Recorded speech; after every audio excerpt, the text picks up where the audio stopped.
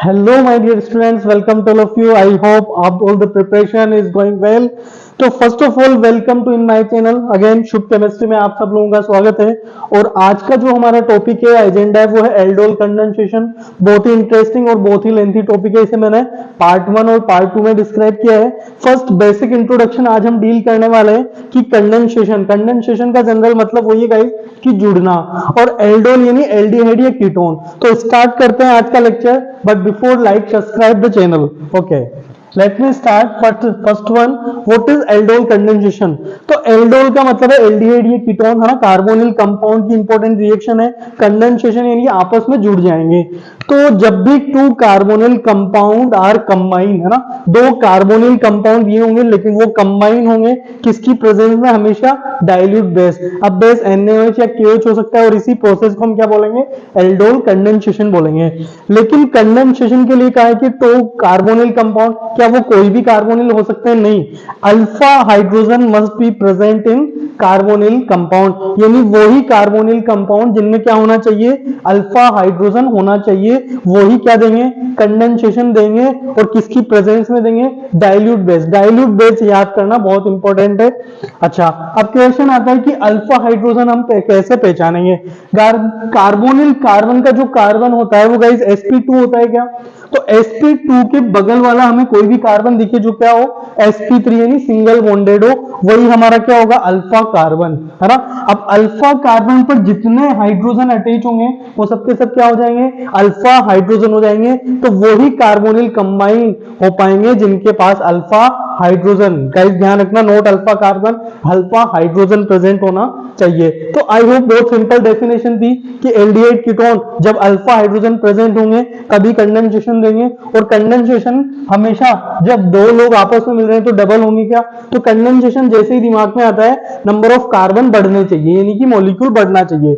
अब इसके टाइप की बात करें तो ये सिंपल एल्डोल भी हो सकता है। सिंपल एल्डोल कहने का मतलब है कि सेम कार्बोनिल कंपाउंड आपस में क्या होंगे, कंबाइन होंगे। अब कैसे होंगे, कहां होंगे, क्या उसकी ट्रिक रहेगी, क्या मैकेनिज्म, वो आगे बाद में पहले पता होना चाहिए कि उन कार्बोनिल कंपाउंड जिनके पास अल्फा हाइड्रोजन है, अब सेम कार्बोनिल कंपाउंड कंबाइन हो रहे हैं तो उसे हम नाम दे देंगे सिंपल एल्डोल। अगर डिफरेंट कार्बोनिल कंपाउंड अगर कंबाइन होंगे तो उसे हम क्या कहेंगे, क्रॉस एल्डोल। और एक ही स्ट्रक्चर में दो कार्बोनिल कंपाउंड आपस में ज्वाइन हो जाए तो इस चीज को कहा जाएगा इंट्रामोलिकुलर कंबाइन। तीनों प्रोसेस काफी इंपॉर्टेंट है और कई बार रिएक्शन में पूछे गए हैं। तो स्टार्ट करते हैं कि कंडेंसेशन होता कैसे है। सबसे पहले रिएक्शन की बात करते हैं। कार्बोनिल कंपाउंड होने चाहिए जिनके पास क्या होना चाहिए, अल्फा हाइड्रोजन। अब अल्फा हाइड्रोजन जैसे ही डाइल्यूट बेस दिखे तो ये कंबाइन होंगे और क्या बनाएंगे, बीटा हाइड्रोक्सी कीटोन, यानी कीटोनिक फंक्शनल ग्रुप होगा जिसके बीटा पोजीशन पर क्या प्रेजेंट होगा गाइस, हाइड्रोक्सी यानी OH ग्रुप प्रेजेंट होगा। अगर फर्दर हीट दिया हुआ है, अगर दिया हुआ है तो हीट प्रेजेंट में H2O मॉलिक्यूल अलग हो जाएगा और क्या बनेगा, अल्फा बीटा अनसैचुरेटेड कंपाउंड बनेंगे। तो ये बेसिक मैकेनिज्म है। कहीं अगर इस टाइप का कंपाउंड बनता है तो आपके दिमाग में तुरंत आना चाहिए कहीं ये कंडेंसेशन तो नहीं, या फिर अगर कहीं अल्फा बीटा अनसैचुरेटेड कंपाउंड है और डाइल्यूट बेस का हिंट आपको मिल रहा है तो आपको पता होना चाहिए कि एल्डोल कंडेंसेशन की सीधे सीधे पहचान है। तो बात करते हैं अब इनके रिएक्शन की। देखो ये कार्बोनिल कंपाउंड दिया हुआ है, सबसे पहले वही कार्बोनिल कंपाउंड जिसके पास अल्फा हाइड्रोजन। तो ये कार्बोनिल कार्बन हमारा क्या होगा, sp2 हो गया क्या? और sp2 के बगल वाला कार्बन, यहां तो कोई कार्बन है ही नहीं, यहां जो कार्बन है वो उसको हम क्या कहेंगे, अल्फा कार्बन कहेंगे। और अल्फा कार्बन पर जितने हाइड्रोजन है वही हमारे अल्फा हाइड्रोजन है। तो यहाँ पर कितने अल्फा हाइड्रोजन है, 3 अल्फा हाइड्रोजन प्रेजेंट है। तो ये बिल्कुल डाइल्यूट बेस की प्रेजेंस में कंबाइन होगा। तो देखो दो मॉलिक्यूल दिया है तब भी, नहीं दिया तब भी, क्योंकि कंबाइन होने के लिए एटलीस्ट दो चीजें चाहिए। तो दो मॉलिक्यूल, यानी देखो एक मॉलिक्यूल मैंने यहां लिखा और एक मॉलिक्यूल मैंने एज इट इज लिखा, इसी मॉलिक्यूल को मैंने दो बार लिखा। अब देखो क्या करना है, जैसे यहाँ पर जो डाइल्यूट बेस है OH माइनस, वो इसके अल्फा हाइड्रोजन को क्या करेगा, रिमूव करेगा। अल्फा हाइड्रोजन रिमूव करने पर क्या चार्ज आएगा इस नेगेटिव, यानी कि हमने यहां से यहां तक का प्रोसेस क्या बनाया कि एसिड बेस रिएक्शन में बेस ने अल्फा हाइड्रोजन यानी कि एसिडिक हाइड्रोजन पे अटैक किया और क्या बना लिया, नेगेटिव चार्ज बना लिया। अब यही नेगेटिव चार्ज इसी के जैसे मॉलिक्यूल के दूसरे कार्बोनिल कार्बन पे अटैक करेगा, है ना। सेम मॉलिक्यूल था, कार्बोनिल कार्बन पे ये एनाइन कहां करेगा, अटैक करेगा। अब देखो इनको ज्वाइन कैसे करना है उसके लिए मैं एक नंबरिंग दे देता हूं ताकि कंफ्यूजन न हो। इस कार्बन में carbon 1 2 is this 3 and then 4। तो 4 वाला कार्बन कहां अटैच है, 1 से अटैच है क्या। तो सबसे पहले देखो मैंने ये 1 वाला नंबर का कार्बन लिखा जिस पर क्या जुड़ा हुआ है, डबल बॉन्ड O, और इस कार्बन से एक क्या जुड़ा हुआ है, CH3, तो यो कि मैंने नंबरिंग किया हुआ है ना। अब इस कार्बन को मुझे 4 वाले से अटैच करना है, तो ये 4 नंबर का कार्बन से अटैच हुआ। जैसे इसका पॉजिटिव इसका नेगेटिव बॉन्ड बनाने से तुरंत खत्म हो गया। अगेन ये वाला कार्बन 3 नंबर वाले कार्बन पे जुड़ा हुआ है जिस पर क्या है, डबल बॉन्डेड O है, इस तरह का बना हुआ है। तो एक मॉलिक्यूल से तो हमने अल्फा हाइड्रोजन हटाया और नेगेटिव बनाया, और दूसरे मॉलिक्यूल के कार्बोनिल कार्बन को हाइड्रोक्सी ग्रुप में चेंज कर दिया, है ना। बहुत सिंपल 2 स्टेप प्रोसेस किया हमने, और इन जैसे ये कंपाउंड दिया तो इसको इस तरह से लिख दिया।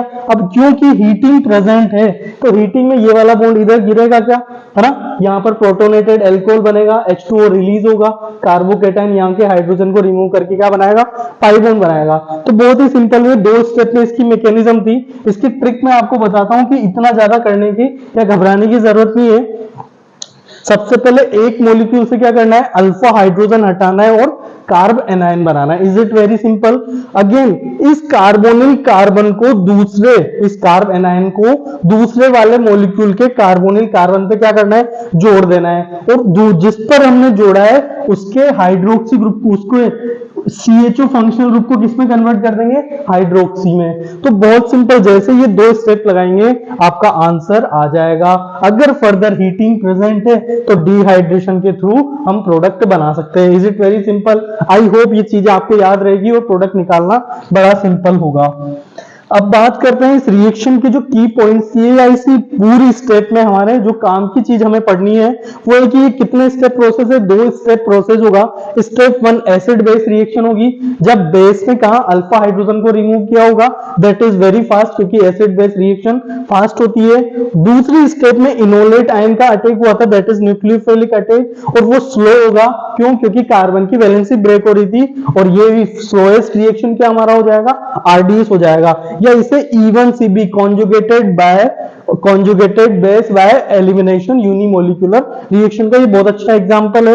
अब इस रिएक्शन की रेट को हम डिफाइन करते हैं, तो हाइड्रोक्सी 1 और मॉलिक्यूल की पावर 2, तो 2 और 1 टोटल कितना हो गया, थर्ड ऑर्डर ये रिएक्शन होगी। अगर वेरी डाइल्यूट कर दिया जाए, है ना, बेस को बहुत डाइल्यूट करे तो यहाँ पावर कितनी हो जाएगी, 1, तो ये कौन सी ऑर्डर रिएक्शन है, सेकंड ऑर्डर रिएक्शन हो जाएगी। अगर अल्फा हाइड्रोजन प्रेजेंट होना बहुत जरूरी है, इस पूरी ओवरऑल कंडेंसेशन के लिए अल्फा हाइड्रोजन जरूर चाहिए और डाइल्यूट बेस जरूर चाहिए।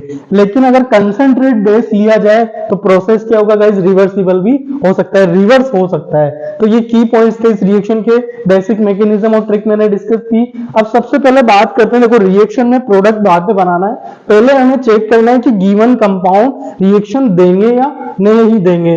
तो कौन कौन से कंपाउंड एल्डोल देंगे, सबसे पहले हमें क्या ढूंढना है, अल्फा कार्बन, और अल्फा कार्बन पर क्या होना चाहिए, अल्फा हाइड्रोजन, वही कार्बोनिल कार्बन। तो सबसे पहले ये क्या है, कार्बोनिल कार्बन है, बिल्कुल कार्बोनिल कार्बन प्रेजेंट है यहाँ पर, या कार्बोनिल फंक्शनल ग्रुप प्रेजेंट है, या यूं कहें कि sp2 वाला प्रेजेंट है क्या, ये भी sp2, ये भी sp2 और ये भी sp2। sp2 के बगल में हमें क्या चाहिए गाइस, हमें चाहिए sp2 के बगल वाला sp3 कार्बन।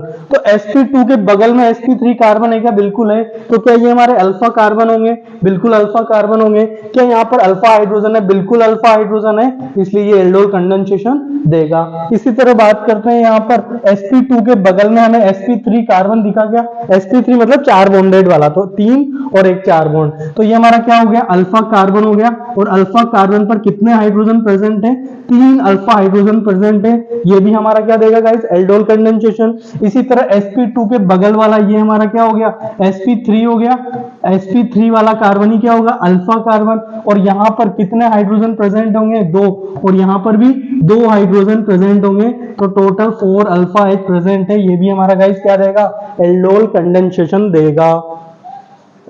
अच्छा, यहां पर कार्बोनिल कार्बन प्रेजेंट है क्या, नहीं, कार्बोनिल कार्बन प्रेजेंट नहीं है, तो एल्डोल कंडेंसेशन नहीं दे पाएगा, भले ही यहां पर अल्फा हाइड्रोजन प्रेजेंट है। इसी तरह देखो कार्बोनिल कार्बन दिखा, है ना, कार्बोनिल कार्बन दिखा, इसके बगल वाला हमें sp3 चाहिए क्या, बिल्कुल ये sp3 है और यही हमारा अल्फा कार्बन और कितने अल्फा हाइड्रोजन, 2 अल्फा हाइड्रोजन। क्या यहाँ के बगल में sp3 दिखा, sp3 ही हमारा क्या होगा, अल्फा कार्बन। क्या इसके पास एक हाइड्रोजन अवेलेबल होगा ड्यू टू इसकी 3 वैलेंसी फुलफिल है तो एक पे हाइड्रोजन, तो यहाँ पर भी हमारा क्या देगा गाइस, ये एल्डोल कंडेंसेशन देगा। तो बहुत सिंपल ट्रिक्स और टिप्स पर आज डिस्कस की, इसका पार्ट 2 में जल्दी आप लोगों के लिए लेके आऊंगा। But the best view come after hardest climb, बहुत अच्छा स्लोगन या कोट है कि लाइफ में जितना हार्ड स्ट्रगल होगा उतना ही अच्छा व्यू या उतना ही अच्छा हम एंजॉय कर पाएंगे। And don't forget to like share subscribe. Thank you for watching, thank you.